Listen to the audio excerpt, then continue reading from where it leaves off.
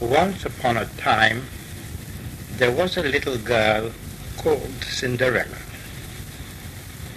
Her mother was dead, and she lived with her father and two elder sisters. Cinderella's elder sisters were beautiful and fair of face, but because they were bad-tempered and unkind, their faces grew to look ugly. They were jealous of Cinderella because she was a lovely child, and so they were often unkind to her. The ugly sisters made Cinderella do all the work in the house. She carried coal for the fire, cooked the meals, washed the dishes, scrubbed and mended the clothes, swept the floor, and dusted the furniture. She worked from morning till night without stopping.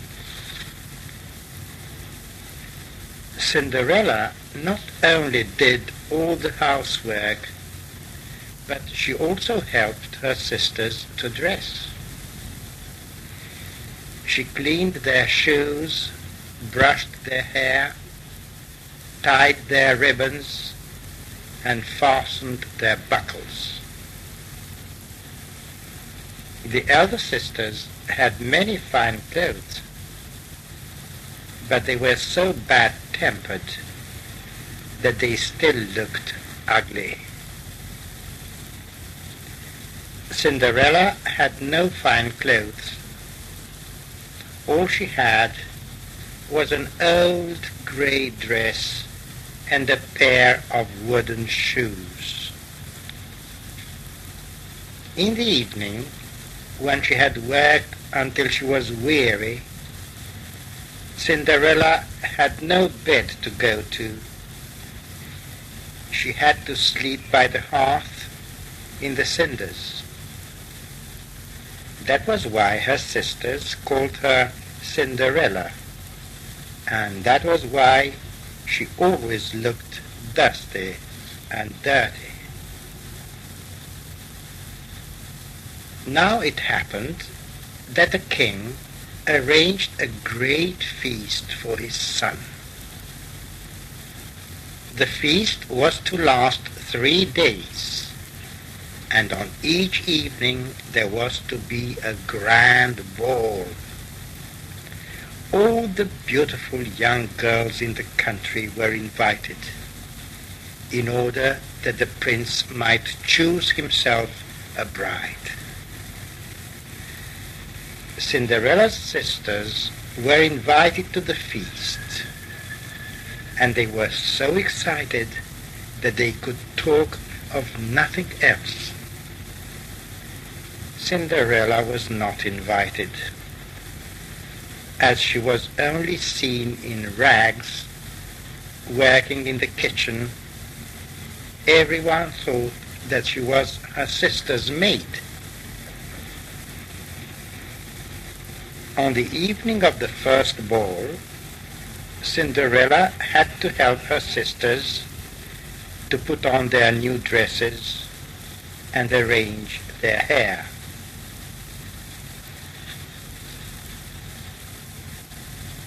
Cinderella thought of how she would like to have a ball gown and go to the ball and see the prince. Tears began to run down her face. "What are you crying for?" asked the ugly sisters crossly. "I would like to wear a beautiful dress and go to the ball," replied Cinderella. "You go to the ball," laughed the sisters. "A fine sight you would be at the ball." And they pointed to her ragged dress and wooden shoes. When her sisters had left for the ball, poor Cinderella sat down and cried as if her heart would break.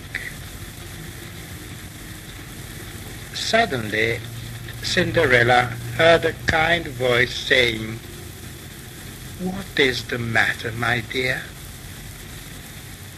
She jumped up from her stool and turned to see who it could be. There stood her fairy godmother, smiling kindly at her. "I would like to have a beautiful dress and be able to go to the ball," said Cinderella. "I have never been to a ball, and I have never had a ball gown," she went on, "and I would love to see the prince." "And so you shall, my dear," said her fairy godmother. "Dry your eyes and then do exactly as I tell you." Cinderella dried her eyes and smiled at her godmother. "First, I want you to go into the garden and bring me the biggest pumpkin you can find," said the fairy godmother. "Very well," said Cinderella, as she ran off to the garden. She picked the biggest pumpkin she could find and took it to her fairy godmother. The fairy godmother touched the pumpkin with her magic wand. Immediately it turned into the most wonderful carriage you can imagine. The outside was made of shining gold, and the inside was lined with red velvet. "Now run and fetch me the mousetrap from the pantry," said the fairy godmother. "Very well," replied Cinderella, as she ran off to the pantry. She found the mousetrap on the floor behind the pantry door. There were 6 mice in it. Cinderella brought the mousetrap to her godmother.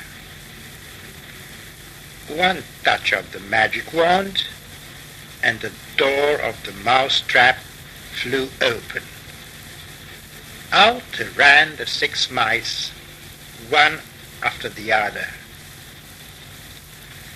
As each mouse was touched by the magic wand, it changed into a fine grey horse. 6 fine grey horses to pull the golden carriage.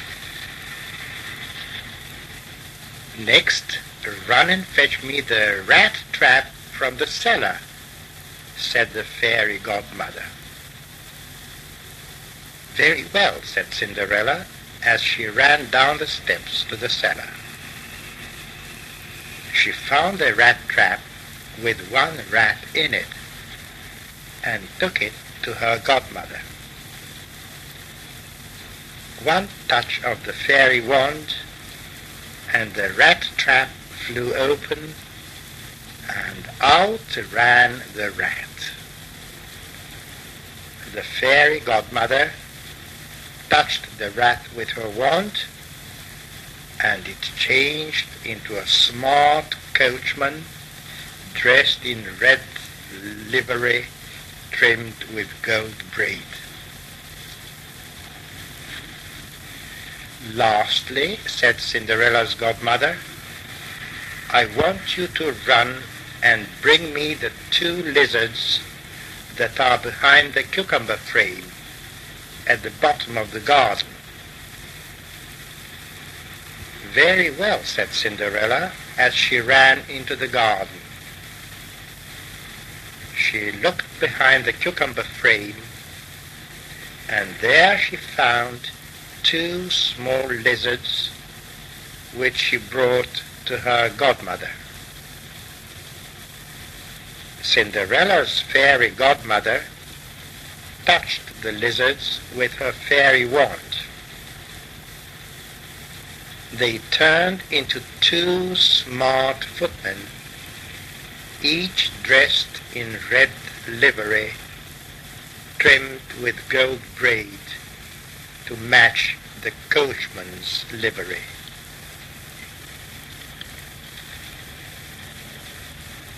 There was now a golden coach lined with red velvet and drawn by 6 grey horses. There was a coachman in red livery to drive the coach, and 2 footmen, each in red livery, to open the door. Cinderella glanced down at her old grey dress and her wooden shoes. "One more touch of my magic wand, my dear," said her godmother. Then there happened the most wonderful magic of all. Cinderella found herself in a beautiful ball gown of pale pink silk. Its skirts spread wide, and there were tiny frills around the neck and down the front of the bodice. Pink rosebuds were fastened in her fair curls, and on her feet were dainty pink satin slippers. Cinderella's face was shining with joy. "Oh, thank you, godmother," she cried. "Thank you." "Enjoy yourself at the ball, my dear," said her godmother. "But there is one thing you must remember. You must be home before the clock strikes midnight. For on the last stroke of 12, the coach will become a pumpkin again, the horses mice, the coachman a rat, the footmen lizards, and you yourself the ragged girl you were." "I will remember," said Cinderella, as her godmother kissed her goodbye. The footman opened the door of the carriage. Cinderella sat down and spread out her skirts on the red velvet cushions. The coachman touched the horses with his whip, and they were off to the ball. When Cinderella arrived at the palace, she looked so beautiful that the ugly sisters did not know her. They thought she must be a princess from another country. They never thought of Cinderella, for they believed that she was sitting at home by the cinders.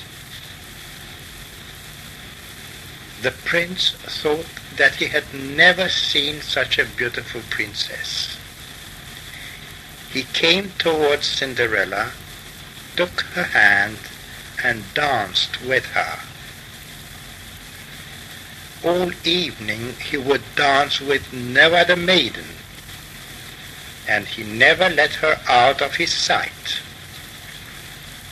If anyone else came to invite her to dance, the prince said, "This is my partner."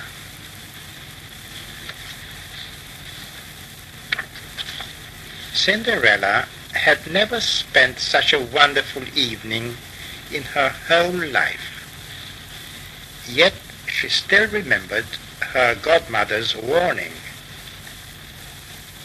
At 11:45, she left the ballroom while the other guests were still dancing. Her carriage was waiting for her, and she was driven quickly home. She arrived at the door just as the clock was striking 12. On the last stroke of midnight, the coach became a pumpkin, the horses mice, the coachman a rat, and the footmen lizards. Cinderella's ball gown vanished, and she found herself once more in her old grey dress and wooden shoes. Cinderella sat down in the chimney corner to wait for her sisters. When they arrived home, they found Cinderella in her dirty clothes among the ashes, and a dim little oil lamp was burning on the mantelpiece.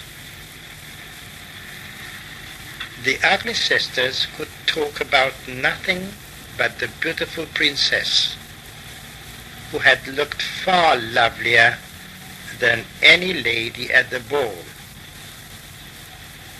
They described her gown and her slippers. They spoke of how the prince had danced with her all evening, and how he would permit no other man to dance with her. Yet no one knew who she was. Cinderella listened to all this, but she said nothing.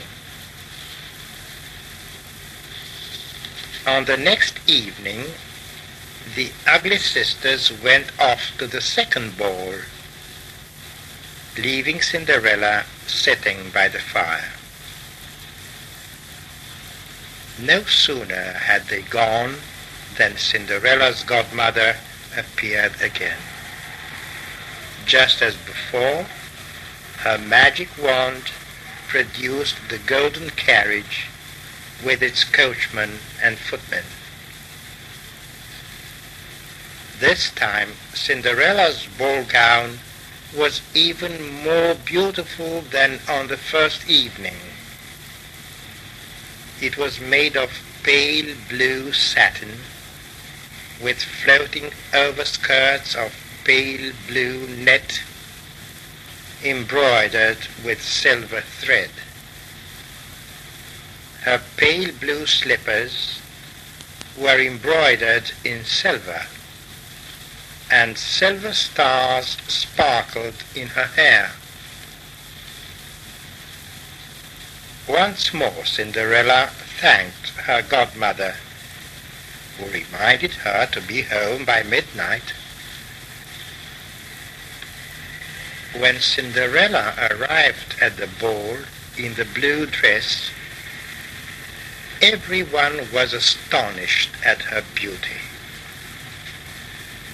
The king's son had waited until she came, and he instantly took her by the hand and danced with no one else but her.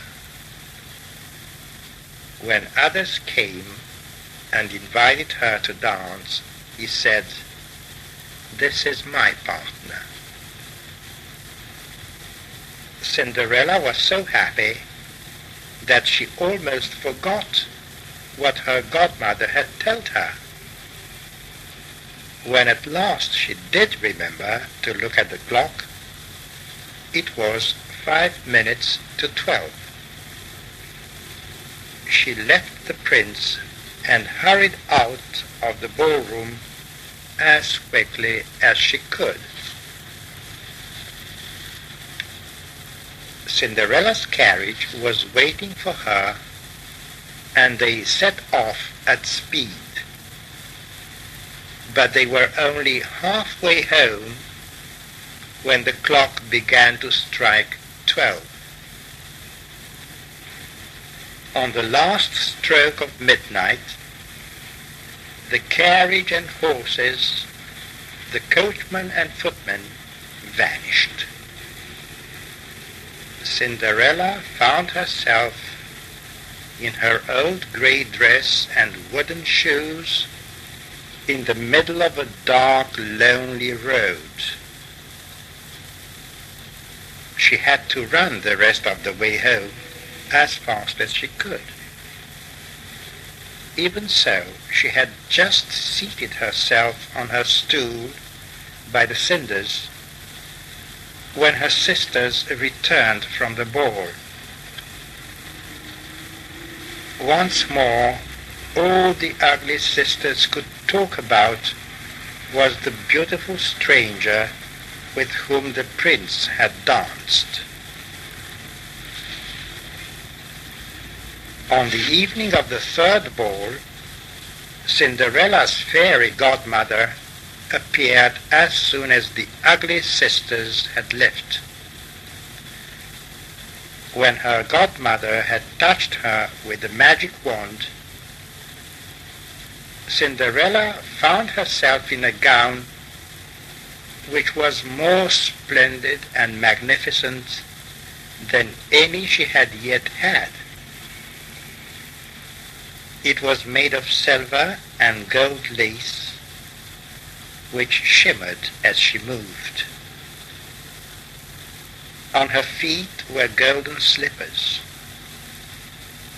Diamonds sparkled at her throat, and her golden hair was held high by a dazzling diamond tiara.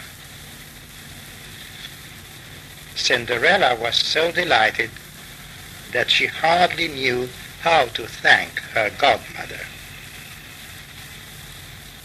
"Enjoy yourself, my dear," said her godmother, "but do not forget the time." When Cinderella arrived at the ball in her dress of silver and gold, she looked so magnificent that no one knew how to speak for astonishment. The prince danced with no one but Cinderella all evening, and if anyone invited her to dance, he said, "This is my partner." Cinderella was so happy that she forgot all about the time. Suddenly the clock began to strike 12. Cinderella was terrified that she would find herself in the ballroom in her old grey dress. She rushed out of the door in such haste that she lost her slipper. The prince ran after her and saw the slipper. She picked it up, and it was small and dainty and all golden. By the time Cinderella reached the place where her carriage had been, it had disappeared, and she was in her old clothes. This time she had to run all the way home. The prince looked everywhere for her, but could not find her. He still did not know her name, but he had fallen in love with her, and he was determined to marry her. So, the next morning, the prince took the golden slipper to his father, the king, and said, "No one shall be my wife but she whose foot this golden slipper fits." The king's herald was sent through the streets of the city, carrying the small golden slipper on a purple cushion. The prince himself followed the herald, hoping to find the lady with whom he had danced. Every lady who had been to the feast was eager to try on the slipper. Each one hoped that the slipper would fit her and that she would marry the prince. Many ladies tried to squeeze their feet into the slipper, but all their feet were too large for such a dainty shoe. At last the herald, followed by the prince, came to Cinderella's house. Each of the ugly sisters was determined to squeeze her foot into the tiny slipper, so that she could marry the prince. But they both had large, ugly feet. Even though they struggled until their feet were bleeding, neither one could force her foot into the slipper. At last the prince turned to Cinderella's father and asked, "Have you no other daughter?" "I have one more," replied the father, "but she is always in the kitchen." Then the ugly sisters cried out, "She is much too dirty, she cannot show herself." But the prince insisted, and so Cinderella was sent for. Cinderella first washed her hands and face clean, and then went and bowed down before the prince, who gave her the golden shoe. She seated herself on her stool, drew her foot out of the heavy wooden shoe, and put it into the slipper, which fitted like a glove. When Cinderella stood up and the prince looked at her face, he knew it was the beautiful maiden who had danced with him. He cried out, "This is the true bride." At that moment, Cinderella's fairy godmother appeared and turned her once more into the beautiful princess. The old grey dress became a velvet gown. The prince lifted Cinderella onto his horse and rode away with her. The two ugly sisters were horrified to discover that Cinderella was the beautiful princess who had been at the 3 balls. They were so angry that they were pale with rage. At the palace, the king was glad to welcome his son's bride. He arranged a magnificent wedding for the prince and Cinderella. All the kings and queens, the princes and princesses in the land came to the wedding. The wedding feast lasted a whole week. And so Cinderella and the prince lived happily ever after. And the big race.